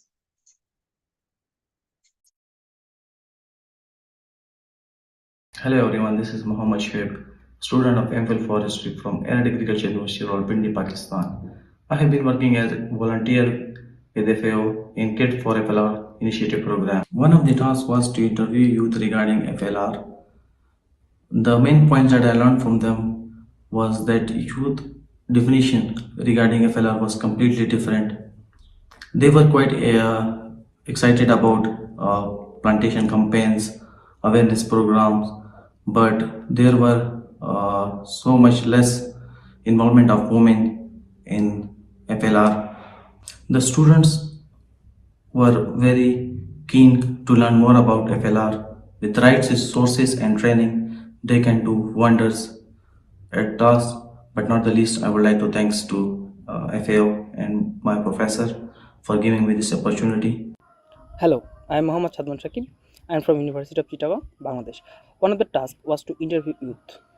When I asked them what can be the suitable approaches for forest landscape restoration, some of them said we need to prioritize the local people's suggestion. One of them said that he has no idea about forest landscape restoration. He also said if youth like him can be trained, they can play a vital role in forest landscape restoration. Two of them suggested if the law and policy can be more strong. Some of them said we need to use more advanced technologies, and overall everyone said there is no alternative of planting more and more trees. Thank you very much. Hi, this is Yakub Ali and I am from University of Chittagong, Bangladesh. One of the tasks was interview the youth of Bangladesh. I found that most of the youth said about the involvement of the local people and also the involvement, engagement the stakeholder and increasing the community awareness regarding the FLR. Some of them said about some innovative approaches like replanting or reintroduction of the native species and protecting and nursing the natural regeneration, and also some of them said about the planting the species which are climate resilient. Another task was GIS-based analysis to find out the suitable area for FLR. I compared the result from the C plan analysis and from the analysis of my own GE. I found that there are some discrepancies in the result. However, from my experience, I found that Cipline is a very user-friendly interface for landscape restoration suitability analysis, and it also integrated and powerful and innovative tools to simultaneously study the suitable lands and also including the cost benefit analysis and also include the social, economical and ecological aspect of forest landscape restoration in only a single one interface. So I think youth are keen to use such tools to advance the innovation in forest landscape restoration and decision making processes. Thanks, Shawib, Satman, and Yakub. I am also wondering if Ilyas has something to add as a former FAO supervisor of the volunteers. Thank you, Ilyas? Sujung. Yes, can you hear me? Yeah, it has been a real pleasure to work with these part-time volunteers based on their own institutions. So this is the first time we tried that in FAO. And I think all of them did a great job, and we will improvise the program as we go based on the lessons learned. So I thank again profusely the professors Tanesh as well as Amir for their guidance, and also to the volunteers, Shoaib, Satman, and Yakub for their excellent work. And also I thank the fellow team in RAP, especially Devin and Regina for working closely with the volunteers. Thank you. And back to you, Sajid.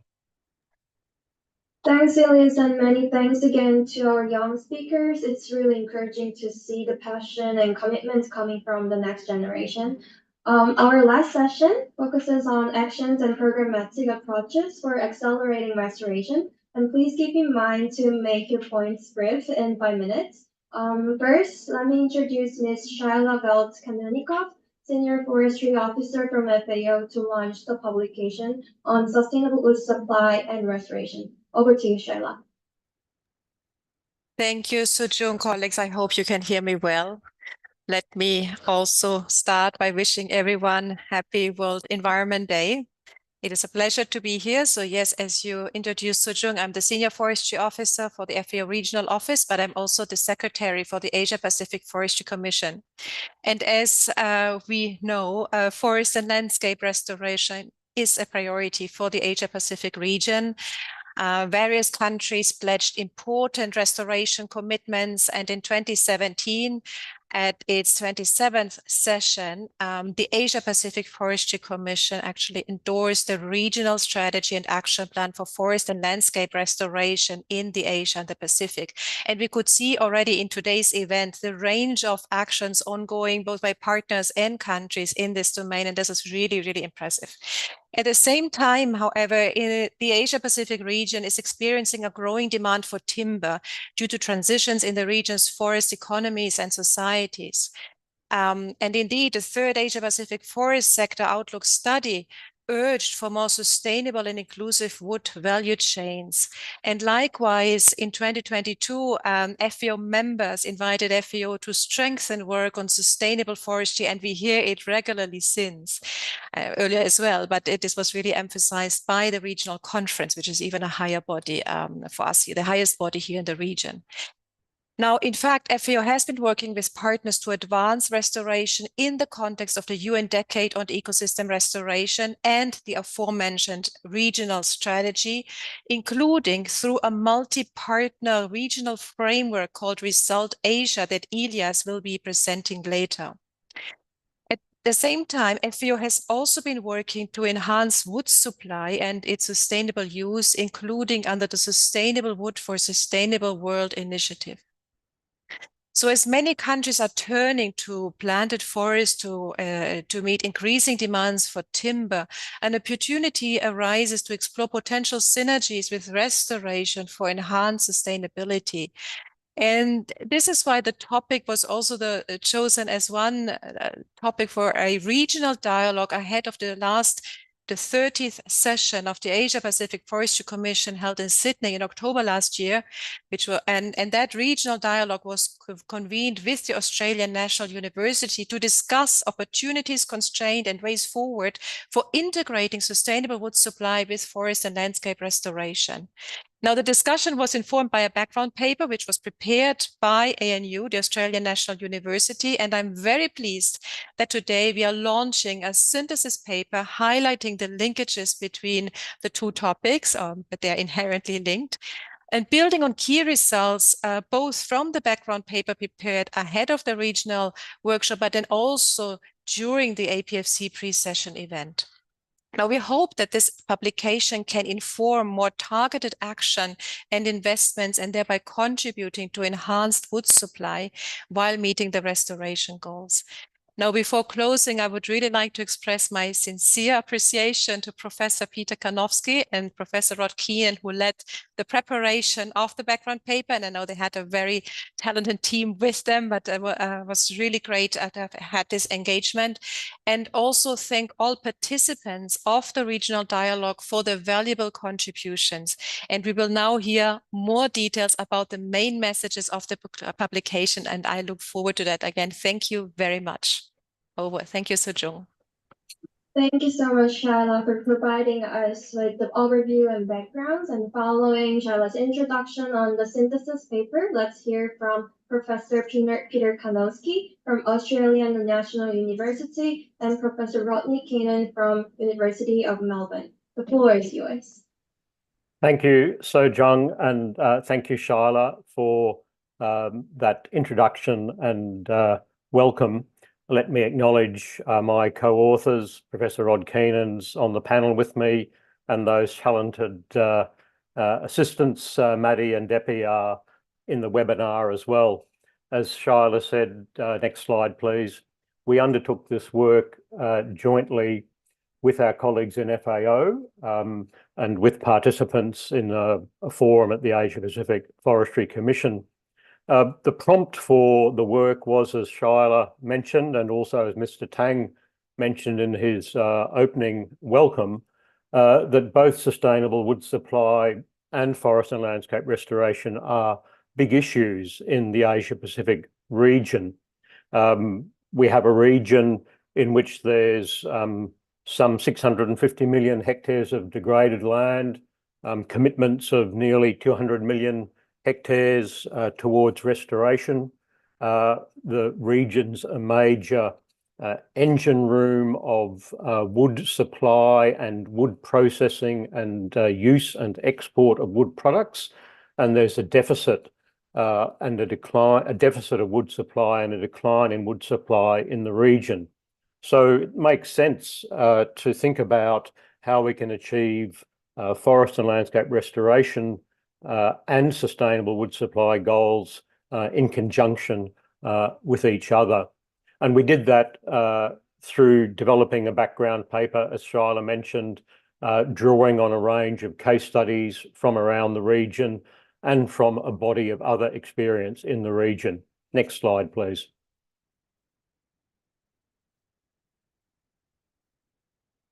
We've already heard from a number of speakers this morning, this afternoon, depending where you are, on that diversity of experience in the region, pictures that illustrate just some of that, ranging from community forestry in Nepal through smallholder tree growing in PNG and Indonesia, restoration on a landscape scale that we've seen in Korea and China, the establishment of smallholder plantations in Vietnam on degraded lands, and efforts in Australia towards that end that Kieran Androsco mentioned earlier. So the first point that we wanted to make is that this is not a new endeavour. In many respects, we can capitalise on a lot of experience in diverse circumstances from around the region. Next slide, please. So that's our first point in terms of what lessons that we can draw. There are many ways and many forms in which sustainable wood supply and forest and landscape restoration can work together to achieve shared objectives. To do that, we need policy settings that are fit for purpose for both sustainable wood supply and forest and landscape restoration. We identified secure rights to land and trees, regulatory efficiency and fairness, and an enabling and investment environment as being three of the key policy settings that are required. We also need a people-centric approach. That's been a foundation of approaches to forest and landscape restoration, but also to enabling smallholder tree growers to benefit from the work that they do. And finally, we need to complement the policy settings with capacity building and technical packages to ensure that those policy objectives can be achieved. Next slide, please. We put those lessons together in a structure that looks conceptually like this, an enabling vision, strategy and policies, a process of inclusive decision-making built around effective partnerships and a smart regulatory structure, and then a finance and benefit sharing arrangement that was supported by technical packages to build the strong value chains that a number of speakers have already mentioned this morning. And from that framework, we can build the synergies that we would like to see between forest and landscape restoration and sustainable wood supply. Next slide, please. So in terms of the actions that we recommend in the paper to integrate sustainable wood supply and forest and landscape restoration, we first of all need to identify the common policy space where in the ambitions in a particular country can we find the shared interest in policy and decision makers to advance the goals of sustainable wood supply from forest and landscape restoration. Again, we've already heard some examples today. We then need to find where the common landscape spaces are, and there are a range of tools. We've mentioned a couple, there are others as well, that can help us find which parts of the landscape are well suited to the joint goals of forest and landscape restoration and developing sustainable wood supply. In that context, we need to explore and align the interests of different stakeholders in that landscape and across sectors. We need to identify potential investors and appropriate investment packages that will deliver a range of benefits, not just direct economic benefits, but also social and environmental benefits. And then we need to interpret all of that in the local context and to reflect local priorities. They're the conclusions that our paper came to. We hope that you find it helpful for your work, and we look forward to it catalysing more reflection and action about the great potential for integrating the goals of sustainable wood supply and forest and landscape restoration in the Asia-Pacific region. Thank you. Thank you so much, Peter. The link to the synthesis paper was just shared in the chat, so please kindly take a look. And dear participants, we may exit by 5 minutes or so, so it will be much appreciated if you could stay until the end.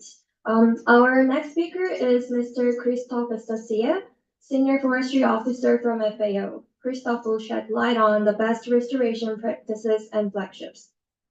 Please, Christophe. Thank you very much. I wish you all a good World Environmental Day. So as lead of the Task Force on Best Practices in the context of the decade, I want to brief you briefly on what is happening. Next slide, please. As you know, we have this UN Decade on Ecosystem Restoration approved in 2019, called by FAO and UNEP, and with activities and strategies started in 2020. Next. Several task forces are established with two led by FAO on best practices and on monitoring, but we have as well a finance task force, a science task force, a youth task force, very active. Next. For the best practice task force, it's a collaborative effort with a lot of members from the Asia-Pacific region. To date, we have 400 members from more than 175 organizations. Next. The main achievement since 2021, we have developed principles and standard of practice to guide ecosystem restoration, and those documents are online, both on FAO and UNDP website. We have developed a capacity, knowledge, and learning action plan based on a huge capacity assessment need initiative. And as well, those documents are online. And we develop a framework for collection of good practices. I will come back on this more in detail later. Next. Just the principles. Those documents are available in Arabic, Chinese, English, French, and Spanish. And I don't want to jump in the details. I encourage you to use the QR code to download the document. Next. The standard of practice are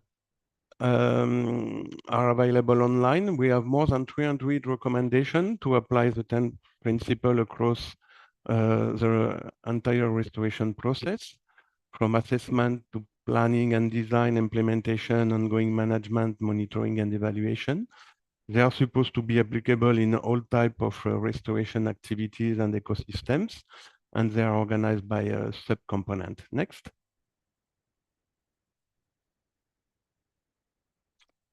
We used a huge consultation process with indigenous people group, and we have several boxes in this document proposed by indigenous people networks. Next. You can find the document online. You can use this QR code, and building on this document, we are now preparing online decision-making tools to support the adoption and the use of those standard of practice, and the e-learning course with the FAO e-learning academy to be ready in early 2025. Next. We don't have a lot of time, so I don't want to give detail on the capacity, knowledge, and learning action plan. We have 8 capacity development initiatives to address the capacity gap identified through the global assessment. And again, I encourage you to use the QR code to download the document. Next. Next again. Okay. We have developed this framework for collection of and dissemination of good practices under the FERM platform. So if you go on the FERM platform, you have the screen I have put on the slide. You can register, visualize, and search good practices.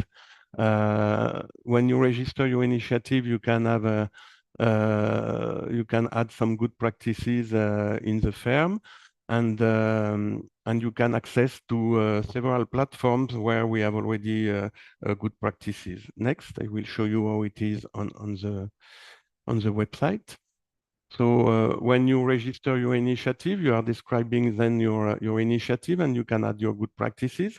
We have a review process, and when the good practices is approved, it is published online, and you can visualize the good practices. If it's a good practice published on the FERM registry, it is with the FERM label. If it's a good practices coming from WCAT, from GoPro4 or Panorama Solution, the label of the different platforms connected in the search engine tool are very visible. Next. Again, next. A few information on the flagships. As you know, we have launched in 2022 the first call for restoration flagships. Next. We have already several flagships selected, and the flagship is supposed to be an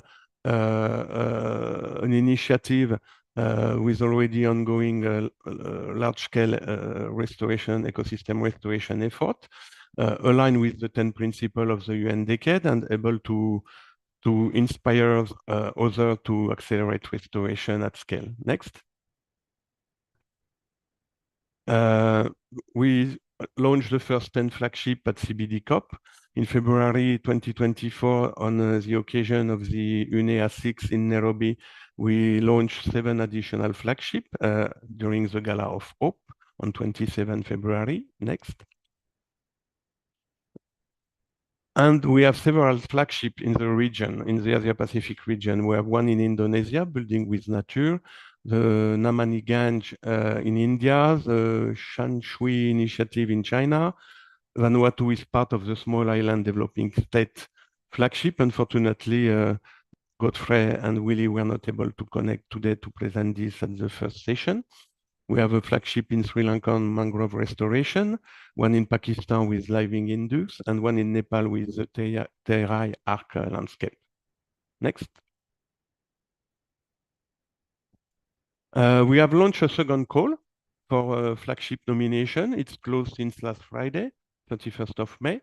By June 2024, my team and the Best Practice Task Force is now pre-screening the nomination to check if they are all eligible with all the documents required. We received 202 nominations, including 37 from the Asia-Pacific region. The review process will be done by end of August. We will prepare as a best practice task force in charge of the assessment report. We will prepare and propose a recommendation for the strategic group of the decade. And we are expecting to announce a new flagship, up to 10 maybe, depending on the number between developed country and country eligible to ODA. Maybe it will be between 10 and 13 in December, December 2024, early 2025. Maybe we will use the UNCCD COP in Riyadh for the launch. For the selected flagship eligible to official development assistance, ODA, we will have up to $5,000 to provide targeted support to those flagships to try to upscale their initiative. Thank you for your attention. I think it is my last slide. Thank you very much, Christophe, for sharing the information on ongoing frameworks and flagships. And next, I'd like to invite Ms. Linda Bull, Forestry Officer from FAO, to share the field dialogue in Indonesia on restoration. Over to you, Linda. Thanks a lot, Sojung, and hello to everybody and happy Environment Day. Just waiting for the slides. Thank you, Devon. So today I'm going to provide you with some reflections from a recent field dialogue we had in Indonesia. But prior to that, I'm going to just step you briefly through, I guess, the systematic approach that we've been taking to engage the private forest sector in ecosystem restoration. Next slide, please.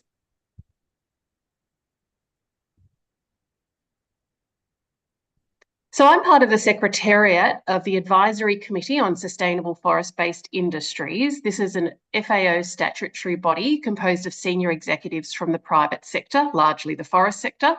It provides a forum for dialogue between FAO and the private sector, particularly on issues related to sustainable forest management and other sustainability issues relating to forests and forest products. In 2020, when we undertook a strategic review of the ACSFI, we identified that there was a need for better engagement of the private forest sector in ecosystem restoration. And so since that time, we have sought, I guess, to rectify that with a range of activities, which I'll step you through today. Next slide, please.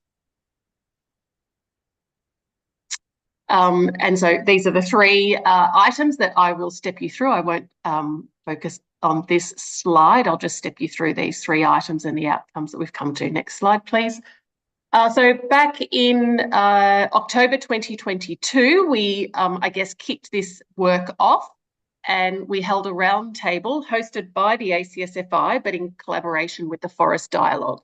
This roundtable, attended by senior executives from right across the global private forest sector, aimed to discuss a shared vision around what the role for the forest-based industries could be for ecosystem restoration. Next slide, please. As you can see there, we came up with a number of outcomes, and I'll touch on the outcomes of each of the events that we have hosted. And just having listened to the findings of the paper that ANU and the University of Melbourne put together, I think you can see some good synergies there with the sort of advice and activities that are coming out of these events that we've hosted on this topic to progress forest landscape restoration. Next slide, please. So following on from that roundtable, which was just with the specifically with the private forest sector, the Forest Dialogue identified that this indeed could be an area that warranted a deeper look and the development of a specific initiative under the Forest Dialogue umbrella. As such, we met in New Haven at Yale University back in February 2023 with a much broader range of stakeholders to, I guess, ascertain whether or not we should take a deeper dive into this topic, and if so, what should the areas of focus be? And you can see on the screen there that we particularly identified the need for a greater collective understanding of stakeholder perspectives and concerns on the topic. Specifically, something that dialogues do well is identify areas both of agreement, disagreement, and fracture lines, contribute to removing barriers and scaling up ecosystem restoration collaboration globally, and importantly, then scope out opportunities for where dialogue could drive change and specific geographies around the world where that could take place. Next slide, please. So that initial scoping dialogue identified the needs for bridging the gap between actors working at different scales on restoration actions, goals, commitments, and financing, the need for holistic restoration models. I think one of the strongest messages from that scoping dialogue was this one on the need for context-specific decision-making, and then the need for appropriate procedures, best practices, business cases, and case studies. Next slide, please. And so then that led us to hosting the first field dialogue on the topic of private forest sector engagement in ecosystem restoration. And with the generous support of the Australian government, we were able to host this first dialogue in April this year in East Kalimantan in Indonesia.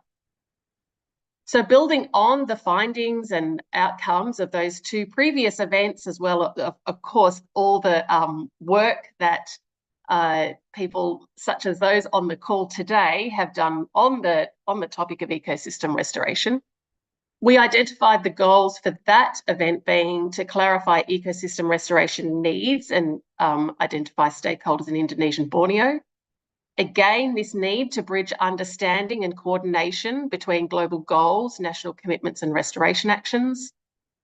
The opportunity for knowledge sharing of successful ecosystem restoration approaches in that area, and to further advance the thinking and develop a cohesive strategy for how the forest sector can collectively contribute to restoration discussions, policies, and investments. So again, just, can see some of that, across these three events, but also, with what we've heard from other speakers, I think we can see some, I can't think of the word, some similar thinking and needs there. Next slide, please. So finally, the outcomes from that event were an identification of the need for improved and effective collaboration of private corporations with communities, the need for appropriate and adequate political will and policy for ecosystem restoration, that we need to enable corporate funding for restoration, and finally, the need to recognise customary rights, women and customary people in the engagement in decision-making. And in the interest of time, I will wrap it up there, but if anyone has any questions on any of those events or our work to engage the private forest sector in ecosystem restoration, please don't hesitate to reach out. Thanks, Sojung. Thank you very much, Lyndall. It's great to learn about the active on-the-ground work in Indonesia, including the private sector engagement. And finally, we have Mr. Elias Animan, Forestry Officer from FAO, to give a snapshot of the Results Asia, the Regional Programmatic Framework for Forest and Landscape Restoration. Elias, the floor is yours. Thank you, Sojung. So we have come to the end of an excellent session, celebrating the success of several of our efforts and really celebrating the day with the success stories and successful efforts.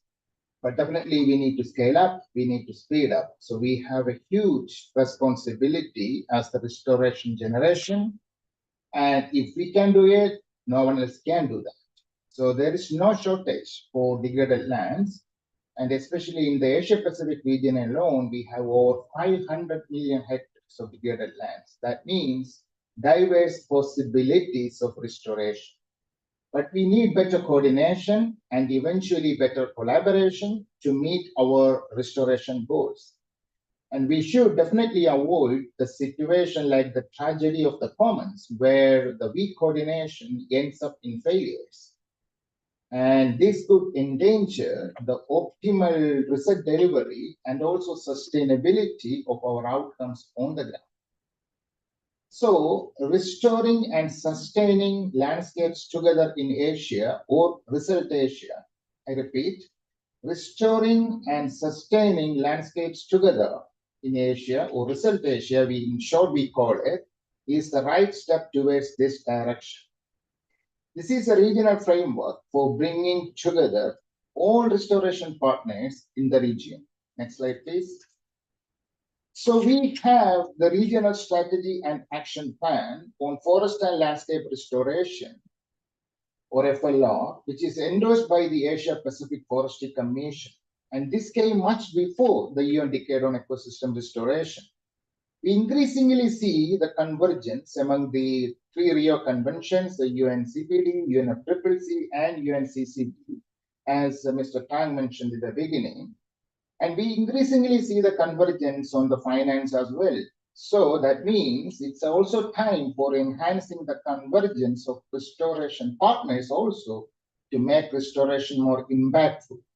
So last year, we consolidated the restoration commitments by countries in this region, and it's over 167 million hectares.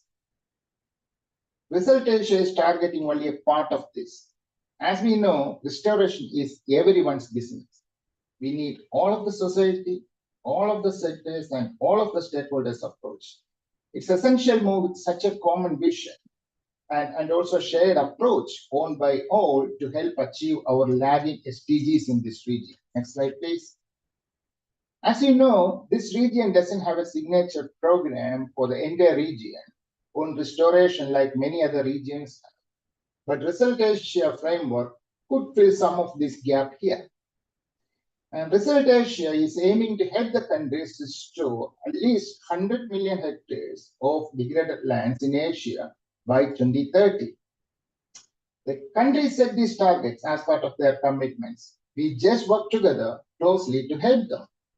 Many are skeptical, however, of these ambitious commitments. My thinking here is, if there is a will, there is a way. And having a better coordination and collaboration, however, is key here. And we have 5 core partners behind Result Asia who are here today: UNEP, UNDP, ITTO, FAO, and IUCN. And we have 21 more partners, and many of them are here too. Next slide, please. So this framework comprises 6 components, as you see here. This includes the national plans, the dialogues, the diverse approaches, finance, private sector, community engagement, etc. There are 27 outputs and 30 actions behind this. Next slide, please. The 26 partners so far make the Result Asia Implementers Network, or RAIN. Again, Result Asia Implementers Network, or RAIN. You can see them here. We came together last year to move in a more coordinated manner and collaborate at all possible levels. Among others, it gives opportunity to learn from each other and gain synergies while scaling up restoration. Your organizations are welcome to join the RAIN and lead or co-lead any output in the framework or develop projects together or mobilize resources together. Next slide, please. Let me conclude by saying that we have everything today in our fingertips to make restoration efforts successful on the ground. We have just sown the seed of Result Asia. An excellent rain can nurture it as a big tree and eventually as a diverse forest. We are thinking of launching Result Asia at a high-level meeting later this year. So colleagues and friends, please join the RAIN and let's all work together towards a transformative change. Thank you. So I think, we don't have much time. Oh, Suju, you want to say something? Back to you, Suju. Thank you. Over to you. Yeah, so colleagues, I think it has been a long session and we have had a lot of, deliberations and discussions and good points here. And we had also some questions and answers in the chat box, but I don't see any other question here. If there is any burning question or comment, it's open now. So please come in if you have any question or comment. I'm asking particularly for the panelists, if there is anything that you would like to highlight, or the attendees, could you type in something if you want to clarify anything, or if you have got any question? I think everybody is so tired after 2 hours. Okay.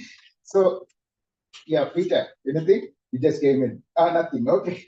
Okay, that's good. Okay, colleagues, in that case, I would like to extend my heartfelt thanks to all the speakers for their valuable contributions and to all the participants for their active engagement. I think it has been really a great learning process for many of us, especially a lot of value chain aspects, a lot of restoration solutions. So it has been great, and thanks also to Pete Van Rood for the excellent publication, and I'm pretty sure this will be very useful. So I also thank Sojung for the excellent facilitation, and also Devin and Mega for all the kind support. I think it was really a meaningful celebration of the World Environment Day. So let's continue to work together to restore and sustain our landscapes for better environment, and have a wonderful World Environment Day, colleagues. Thank you. Thank you. Bye-bye. Thank you very much, everybody. Bye-bye. Thank you. Bye. Take care. Bye. Bye. Bye-bye. Good day. Bye. Thanks. Thank you. Thank you. Thanks, Saruga. Thanks, Akiko. Thanks, Lukoko. Thanks, Inlal.